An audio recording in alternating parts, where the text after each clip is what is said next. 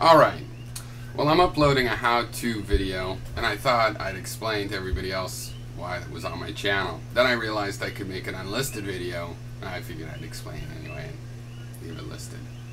So what I've done is I like folding paper boxes like this. I have for years. I guess 20 years or more now since I learned. And what I did a couple years ago, I realized I was trying to draw stuff on the paper before I folded it. I realized, hey, I could write this program. And so what you could do is you give it 6 images, right? This web page I've written, you can upload 6 images, and then it creates, it takes those 6 images and it creates an image like this, okay, which you can then print out and fold into a box like this, right? See, the images come back together. Got a little bit of fold lines in them. Okay, just a little web toy, and I decided to upload it to this server I'm renting from Rackspace. It's a so-called cloud server. It's a Ubuntu virtual machine, and it seems to be working pretty well to me. It works better than most hosts. I can log in, SSH, do all sorts of stuff. So this is kind of a test project, and also I just want to have a server where I could put up all my little things. I have things investigating prime numbers and graphical stuff, and like this came to me when I was playing with Python image library a few years ago. So I also think that I could use this cloud server approach for our mutual network of video server. I think I might be onto something that will work, that will unify my approach and conference reports approach, where we could have a network of small servers, you know, for $15, $20, $30, $50. You could have a node that knows how to talk to other nodes. Might only support 100 users, but you have a network of thousands of them, and you're very likely to have an extra protection of free speech just through the design of it.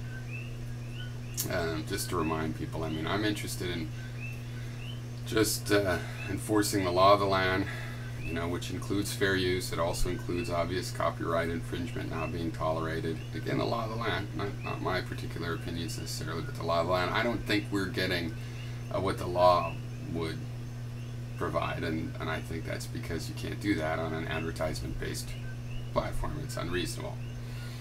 All right, so yeah, the instructional video is how to fold this, you know, starting from this. So, and as far as how to make this, you can go to my website. I'll put a URL down there. I impulsively bought a domain name for it. Photogami seemed better than 198.61.175.69. I didn't like the ring of that. Okay, cheers. Right, so here, this should be self-explanatory, but I don't have a lot of bells and whistles. I've just adapted this script.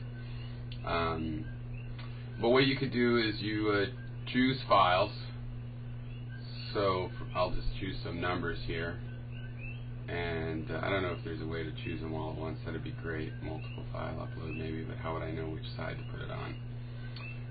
But you go through here. This is uploading these to my file server, and by the way, if it's not rectangular,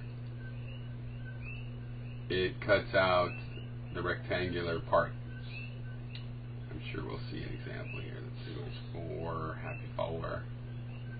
So I think this one will be cut a little bit. No, not so you'd notice. 5.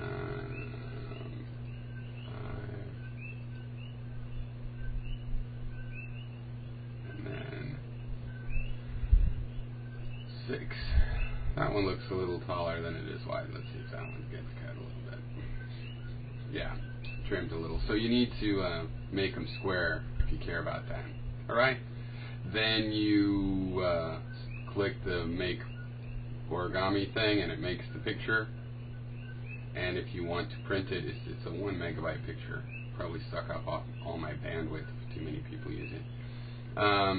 You click the printer icon, and if you're in a decent browser, it'll print. It'll give you the option to print. Okay. I guess another thing is when you come back, it's going to remember the images you uploaded. I use a thing called local storage for this, which is safer and more powerful than cookies. So my server doesn't remember this. This is just your browser going, I remember what I chose in there. The browser itself thinks no file has been chosen, right? But if you were to do this again, it'll get the same images. It does not regenerate these. If you try to choose a file you've already chosen with the same name, it'll just use the original one. So that's a limitation. There is some help here.